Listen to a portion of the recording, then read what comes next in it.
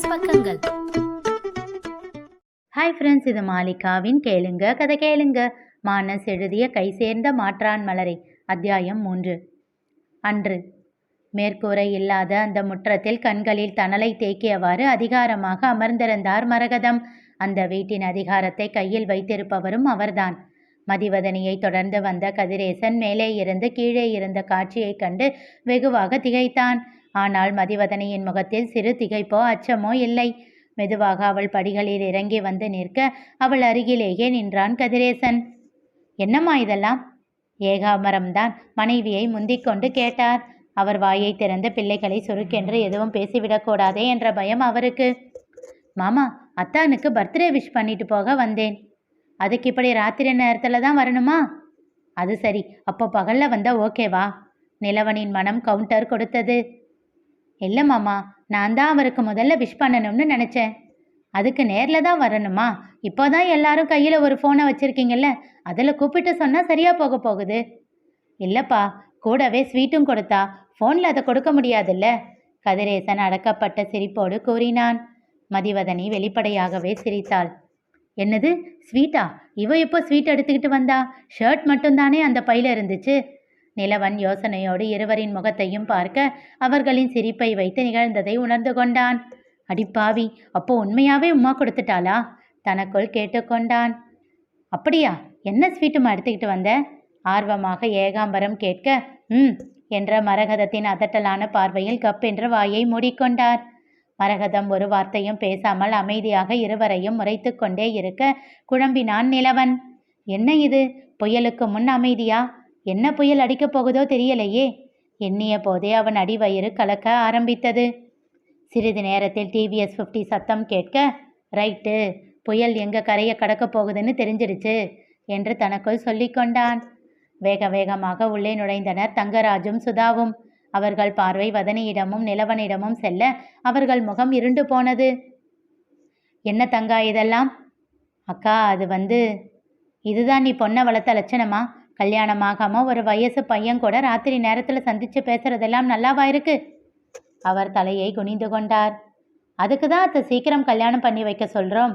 கொஞ்சமும் அசராமல் கதிரின் கையை கட்டி கொண்டு வதனி கூறினாள்.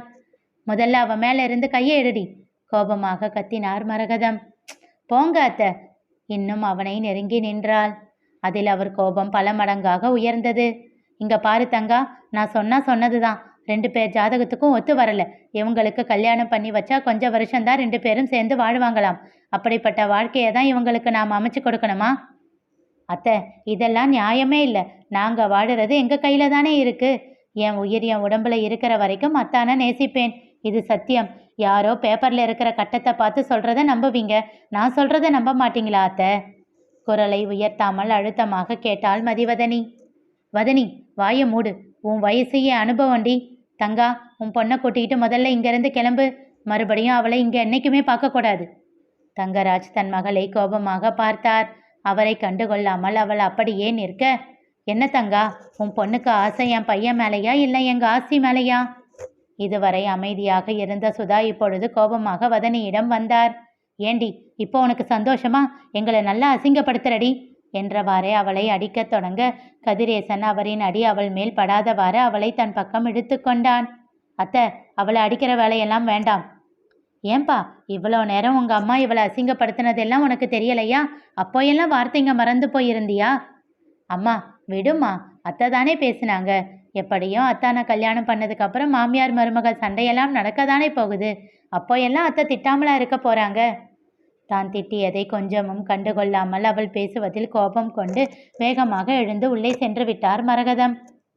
சுதா, இப்போ நம்ம கூட வந்தா அவன் நம்ம வீட்டுக்கு வரட்டும், இல்லைன்னா என்னைக்குமே நம்ம வீட்டுக்குள்ளே வரக்கூடாதுன்னு சொல்லிடு.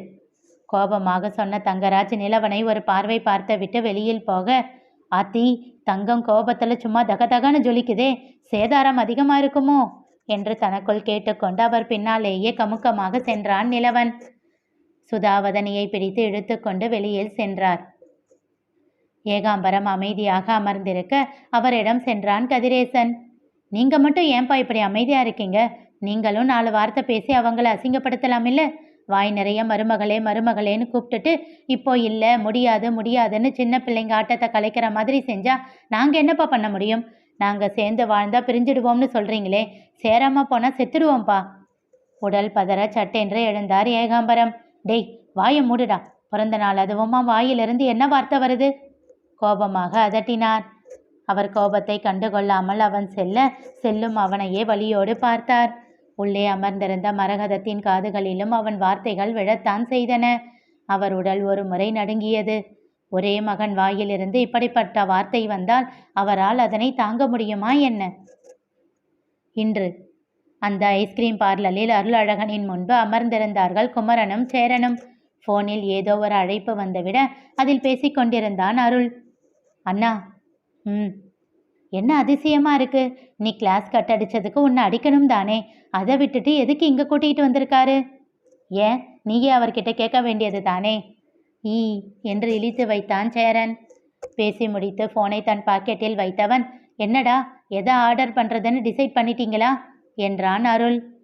அப்பா எனக்கு ஒன்றும் புரியல என்றான் சேரன்.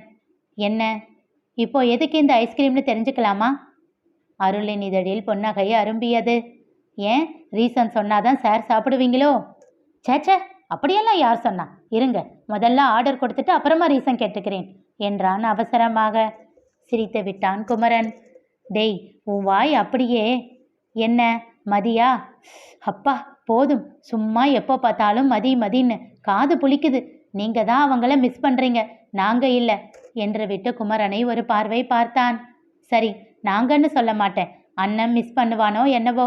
அவன் அம்மா கூட 5 வருஷம் இருந்தான், நான் 3 வருஷம் தானே இருந்தேன். எனக்கெல்லாம் அம்மா கூட இருந்ததே மறந்து போச்சு. அருளின் முகம் சில பல மாற்றங்களை தழுவியது. அப்போ உனக்கு அப்பாவை தான் பிடிக்குமா? ஐய, அப்படி நீங்களே நினச்சிக்குவீங்களா? நீங்கள் அப்படியே எங்கள் கூட ஜாலியாக டைம் ஸ்பெண்ட் பண்ணுறீங்க பாருங்க. உங்களை பிடிக்கிறதுக்கு எனக்கு யாரையுமே பிடிக்காது. வேணும்னா தாத்தாவை கொஞ்சம் பிடிக்கும்னு சொல்வேன். டேய் சும்மா இருடா என்று அவனை அடக்கினான் குமரன். அருளோ அவன் பேசுவதை புன்னகையோடு பார்த்து கொண்டு இருந்தான். அதில் இருந்த வலியும் குமரனுக்கு புரிந்தது. சாரி, இனிமேல் உங்கள் கூட நிறைய டைம் ஸ்பெண்ட் பண்ணுறேன், ஓகேவா? நிஜமா? அப்புறம் பேச்சு மாற மாட்டீங்களே?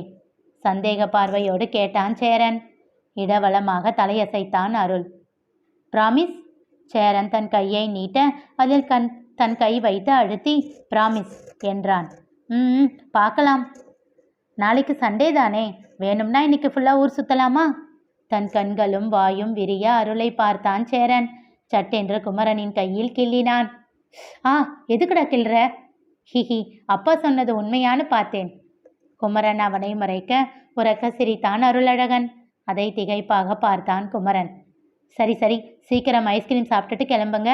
வீட்டுக்கு போய் ட்ரெஸ் சேஞ்ச் பண்ணிக்கிட்டு அப்புறமா போகலாம். ஓகேப்பா. இருவரும் ஹைஃபை போட்டுக்கொண்டு துள்ளினார்கள். அன்று முழுவதும் மகன்களுடன் சந்தோஷமாக ஊர் சுற்றிவிட்டு வீடு வந்து சேர்ந்தான் அருள். அவன் கழுத்தை கட்டிக்கொண்டு கொஞ்சினான் சேரன். ப்ளீஸ்பா, எங்க கூடவே தூங்குறீங்களா? அவனும் சம்மதித்து அவர்கள் கூடவே படுத்து கொண்டான். அலைந்த களைப்பில் இருவரும் படுத்தவுடன் உறங்கிவிட்டனர். இருவரையும் அணைத்தபடி கண்கள் விழித்து படுத்திருந்தான் அருளழகன். கதவை திறந்து கொண்டு உள்ளே நுழைந்தார் சத்தியமூர்த்தி. மூவரையும் ஆசையாக பார்த்தார். என்னப்பா? அதை நான் கேட்கணும், என்ன திடீர்னு? என்னைக்கா அவங்க ஸ்கூல் மிஸ் சொன்னாங்க, குமரன் என்னோட அருகாமைக்கு ஏங்குறான்னு, அதான். ஆனால் நீ இப்படி ஒரே நாளோட விட்டுட்டா அவன் மனசு இன்னும் மோசமாகிடும். புரியுதுப்பா, மதியை நினச்சிக்கிட்டே இவங்களை விட்டு ரொம்ப தூரம் போயிட்டேன்னு தோணுதுப்பா. இனி அந்த தப்பை பண்ண மாட்டேன். சந்தோஷமாக புன்னகைத்தார் சத்தியமூர்த்தி. இப்போ கூட பாரு, எங்கே நீ விட்டுட்டு போயிடுவியோன்னு இவன் தான் உன் சட்டையை இறுக்கமாக பிடிச்சிருக்கான். 5 வயசு வரைக்கும் நீ சந்தோஷமாக சிரித்து பேசுகிறதையெல்லாம் பார்த்தவன் இவன், அதான் ஏங்குறான். தப்புதான்ப்பா, தழைந்த குரலில் கூறினான். சின்னதாக சிரித்தவர் அவன் தலை கோதி நெற்றியில் முத்தமிட்டார். இதுவும் கடந்து போகும். அவன் இதழில் புன்னகை அரும்பியது. Good night மைசன். குட் நைட்பா. அவர் சென்றதும் கண்கள் மூடி உறங்க முயற்சித்தான். மூடிய விழிகளுக்குள் அவன் மதியே வந்து நின்றாள். முதலாக அவள் அவனோடு பேசிய வார்த்தைகள் நினைவில் வந்தன. ஹலோ மிஸ்டர் அழகு, நான் வேற ஒருத்தரை சின்சியராக லவ் பண்ணிக்கிட்டு இருக்கேன். ஸோ சாயந்தரம் பொண்ணு பார்க்க வரும்போது என்னை பிடிக்கலன்னு சொல்லிட்டு போகணும், புரியுதா? இனி நிகழப்போவது என்ன, தெரிந்து கொள்ள தொடர்ந்து கேளுங்க கதை கேளுங்க. மீண்டும் சந்திப்போம்.